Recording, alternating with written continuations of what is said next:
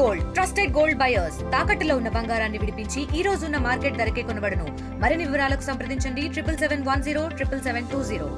గతంలో డిక్కీ బలిసిన కోడి మటన్ స్టాల్లో దూరిందని చెప్పిన ఒక ఫ్యాట్ చేరి ఈరోజు ఫ్యాట్ చేరి బలిసి ఎక్కడ దూరాలో అర్థం కాకుండా నోరు పారేసుకుంటున్న రోజాకి నేను ఒకటే చెప్పదలుచుకున్నా. నకిలీ మద్యం ప్రవేశపెట్టిందే వైసీపీ ప్రభుత్వం. ఆ రోజు 5 సంవత్సరాల నుంచి నకిలీ మద్యం మీద కిడ్నీలు చెడిపోయి, లివర్ చెడిపోయి, బ్రెయిన్ డ్యామేజ్ అయ్యి ఎంతమంది చనిపోయారు రోజా అని అడుగుతున్నా. ఒక్క రోజైనా నువ్వు నోరు విప్పిన దాఖలాలు ఉన్నాయా అని అడుగుతున్నా. ఇకపోతే 20 సంవత్సరాలు మద్యంని బ్రాండ్ని కుదవబెట్టిన, తాకట్టు పెట్టిన ఘనత వైసీపీ ప్రభుత్వానిది కాదా అని అడుగుతున్నా. నోరు ఉందని ఇష్టారాజ్యంగా మాట్లాడుతా ఉన్నారు. తయారు చేస్తుంటే ఆ రోజు కేసులు ఫైల్ చేస్తే పారిపోయిన దాఖలాలు ఉన్నాయి. కనీసం అరెస్ట్ లేదు, మీరు కేసు రిజిస్టర్ చేయలేదు. కానీ ఈ రోజు తెలుగుదేశం పార్టీ వచ్చాక మా పోలీసు శాఖ వారు, ఎక్సైజ్ శాఖ వారు నకిలీ మద్యాన్ని పట్టుకొని వెంటనే వాళ్ళు తెలుగుదేశం పార్టీ వారైనా ఏ పార్టీ వారైనా సస్పెండ్ చేయటం జరిగింది. గంజాయి వనంలో కలుపు మొక్కల్లాగా మా తెలుగుదేశం పార్టీ గంజాయి వనంలోకి వైసీపీ ప్రభుత్వం నుంచి కలుపు మొక్కలు కొన్ని చేరాయి. కానీ పొరపాటు అలా రావటం గ్రహించాల్సింది. ఆ రోజు మూలాలు ఈ రోజు బయటపడ్డాయి. కానీ చంద్రబాబు నాయుడు గారు వెంటనే సస్పెండ్ చేయటం జరిగింది, కేసు రిజిస్టర్ చేయటం కూడా జరిగింది. దొంగల పడ్డ 6 నెలలకి కుక్కలు మరిగినట్టు ఈ రోజు మా వాళ్ళు సస్పెండ్ చేసి కేసు రిజిస్టర్ చేశాక ఈ రోజు తగుదనమ్మా అని వచ్చి డైవర్ట్ పాలిటిక్స్ ప్రవేశపెట్టేదానికి వచ్చింది నువ్వు కాదా మొదట అని అడుగుతున్నా. నేను ఏమడుగుతున్నావు? నువ్వు చీప్ ట్రిక్స్ అంటున్నావు, చీటింగ్ వాళ్ళు అంటున్నావు, బందిపోట్లు అంటున్నావు, బేవర్స్ అంటున్నావు. నీకు ఫ్యాట్ బలిసి తిరుమల వెంకటేశ్వర స్వామికి VIP దర్శనాలకు పంపించి దోచుకున్నదంతా తిని కొవ్వెక్కి ఆడుకుందాం ఆంధ్ర అనే ప్రోగ్రామ్ లో కొన్ని వేల కోట్లు దోచుకొని బలిసి ఈ రోజు ఇష్టాను రాజ్యంగా మాట్లాడుతున్నావు. మాకు కూడా ఉంది, ఓసే అని నిన్ను అనగలము, ఏ రా జగన్మోహన్ రెడ్డి అని అనగలము. కానీ మా అధినాయకుడు ఒకటే మాకు సంస్కారం చెప్పాడు. మేము ఎవరిని కూడా ఏమీ మాట్లాడదలుచుకోలేదు. మేమంటున్నాం, మీరు ఇక్కడ మాట్లాడుతుంటే మేము దులిపేసుకొని వెళ్ళిపోతున్నాము అంటున్నారు కొంతమంది. మేము దులిపేసుకొని వెళ్ళటంలో నిమ్మక నీరెత్తినట్టు ఉండట్లేదు. మేము అభివృద్ధి పదంలో దూసుకెళ్తున్నాము. మా అధినాయకుడు వాళ్ళు అయితే నీచంగా ప్రవర్తించి వెధవ మాట్లాడి ప్రజలతో చిత్కారం చేయించుకున్నారు. మనకు అదొట్టు, మనం అభివృద్ధి పదంలో పోదామని చెప్పని సూపర్ 6 ని సూపర్ హిట్ చేసిన ఘనత చంద్రబాబు నాయుడు గారిది. ఈ రోజు గూగుల్ కంపెనీ వస్తుందని డైవర్ట్ పాలిటిక్స్ మొదలుపెట్టి ఏంటి నారావారి నకిలీ మద్యం, నారావారి నీ భాషలో చెప్తున్నా SANKS నా శంక ఇలా చెయ్యందే ఈ రోజాకి నిద్ర పట్టదు. నువ్వు మాట్లాడుతున్నావు, పునాది నీకు ఎక్కడి నుంచి వచ్చింది? ఆ రోజు చంద్రబాబు నాయుడు గారి భిక్ష దగ్గర నుంచి వచ్చింది.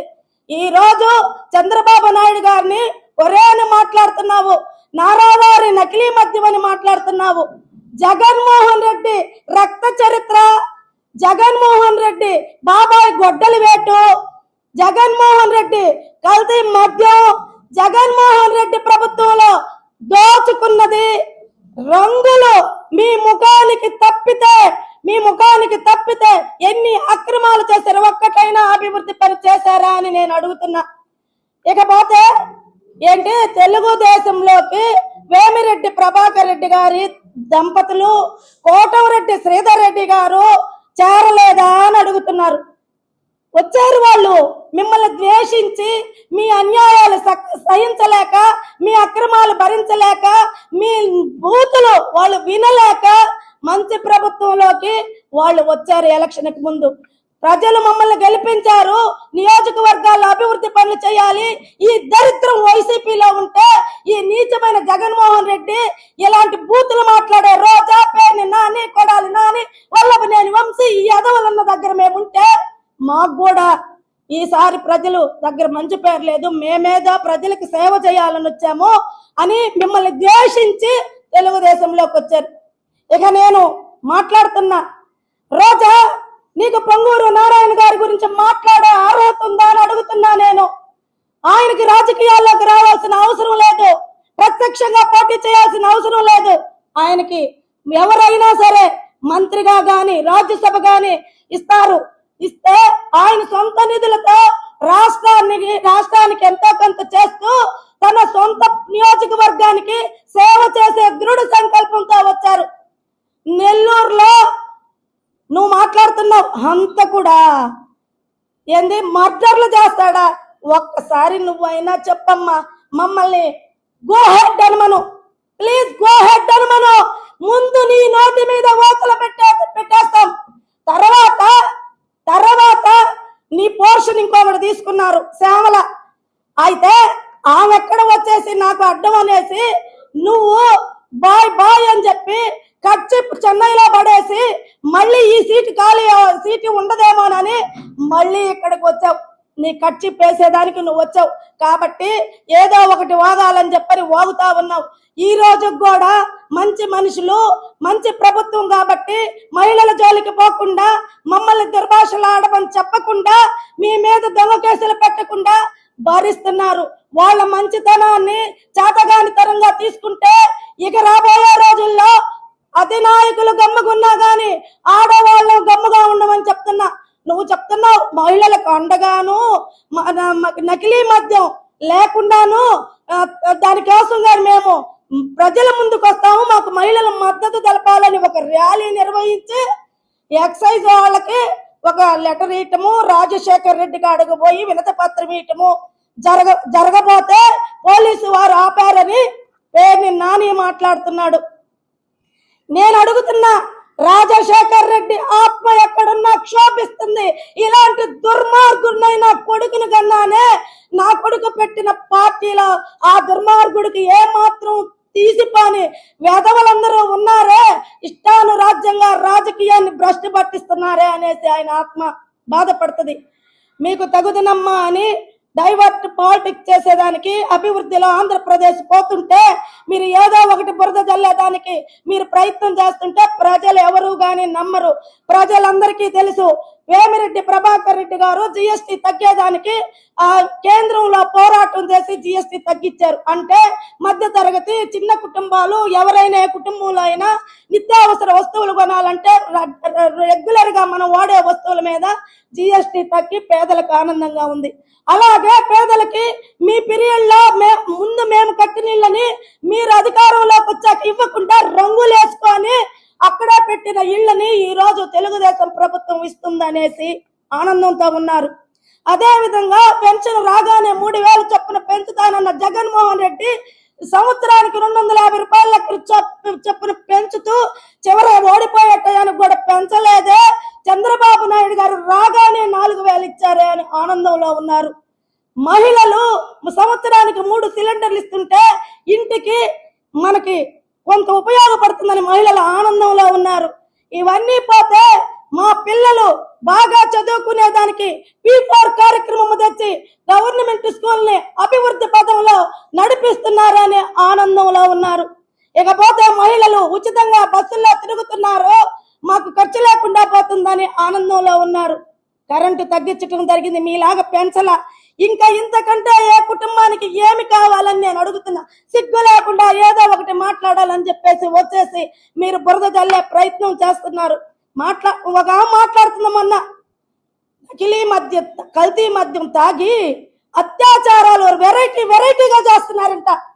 అత్యాచారాలు చేసే దానిలో కూడా వెరైటీగా ఉంటది. అబ్బా, మిమ్మల్ని దగ్గరే నేర్చుకోవాలి. ఈమె చెప్తుంది, నిన్న రోజా కోస్తున్నారు, చంపుతున్నారు, పొడిచేది, చంపేది, కోసేది మీరే చెప్పాలి. ఆ రోజు దిశ స్టేషన్ పెట్టి దిక్కు లేకుండా చేశారు. ఎంతమంది మహిళల మాన ప్రాణాలు పోయాయో ఆ రోజు నుంచి లెక్కేసుకుంటే మనకే అర్థమవుతుంది. కాబట్టి మీరు మాకు ఉచిత సలహాలు చెప్పవలేదు, మీరు ర్యాలీలు చేయక్కర్లేదు, ధర్నాలు చేయక్కర్లేదు. ప్రజలందరికీ తెలుసు ఎవరు మంచి చేస్తున్నారా, ఎవరు అభివృద్ధి పదంలో నడుచుకుపోతున్నారా అని చెప్పాలి. ఏంటి మీరు గెలిస్తే ఏమో మహనీయులు, పాపం పుణ్యాత్ములు, అందుకని ఏటీఎంలు అదే ఈవీఎంలు మిషన్లు ఆ రోజు మంచిగా పనిచేసాయి. ఈ రోజు చంద్రబాబు నాయుడు గారు కూటమి ప్రభుత్వం గెలిస్తే ఈవీఎంలో మోసం చేసి గెలిచావా? వెనకటికి నీలాంటిదేనంట, వంకర టింకర కాయలు ఎట్లున్నాయని చెప్పి అడిగిందంట. ఆ రోజు జరిగింది మీకు, మీరు గెలిచినప్పుడు మంచిది, మేము గెలిచినప్పుడు చెడ్డదినా? కాబట్టి రోజా మరలా ఎందుకు రోజను ఆ సత్యనారాయణ తిట్టాడు, వీళ్ళు తిట్టారు, ఈ షూటింగ్లో పాల్గొన్నాము, నన్ను ఇట్టన్నారు అని ఏడ్చి చెన్నైలో ఉండే మీ సినీ హీరోయిన్లు, మీ తోబుట్టులందరినీ పిలుస్తావు తల్లి. కాబట్టి నోరు అదుపులో పెట్టుకో. ఒరే గిరే అని మాట్లాడేవంటే బాబు గారిని నీ నాలిక తెగ్గోసేస్తాము. మాకు ఓర్పు కొంతకాలమే ఉంటుంది. అవతల మా అధినాయకుడు చెప్పినా కూడా వినే విధానం ఉండదు. ఎవ్వరు కూడా వ్యక్తిగతంగా మాట్లాడకూడదు. ఏదైనా ఉంటే రాజకీయ పరంగా ఏంటి ఈ పని చేయలేదు, ఇది కుంటుపడింది, మీరేం చేస్తున్నారని అడగండి. అంతేకాని ఈ విధంగా వేరే విధంగా మార్చి అభివృద్ధి పనులు ఆపేదానికి మీరు ప్రయత్నిస్తే ప్రజలే తిరగబడి బుద్ధి చెప్తారు. నువ్వు గతంలో కూడా నోరు జారావు లోకేష్ బాబుకి చీరా సారా పంపిస్తానని. నీలాగా మాకు ఆ సంస్కృతి లేదు. నీకు ఆ చీర ఒంటి మీద లేకుండా జనం చేసేదాకా తెచ్చుకోకుండా జాగ్రత్తగా ఉండాలని రోజాకి చెప్తూ, అదే విధంగా నాయకులు ఎవరైనా సరే ఏదంటే అది మాట్లాడితే ప్రజలు ఊరుకోరు, ప్లస్ మేము కూడా ఇక ఊరుకోము అని చెప్పి జాగ్రత్తని హెచ్చరిస్తూ సెలవు తీసుకుంటున్నాను. తెలుగులో న్యూస్ కి ఫాస్టెస్ట్ యాప్ ఇప్పుడు టోటలీ న్యూ అవతార్లో జస్ట్ 5 seconds లో కంప్లీట్ న్యూస్. సోషల్ మీడియాలో ట్రెండ్స్ కి one stop solution. Live TV app voice search option తో ఇప్పుడే డౌన్లోడ్ చేయండి లేదా అప్డేట్ అయిపోండి. యాప్ లింక్ డిస్క్రిప్షన్ లో ఉంది.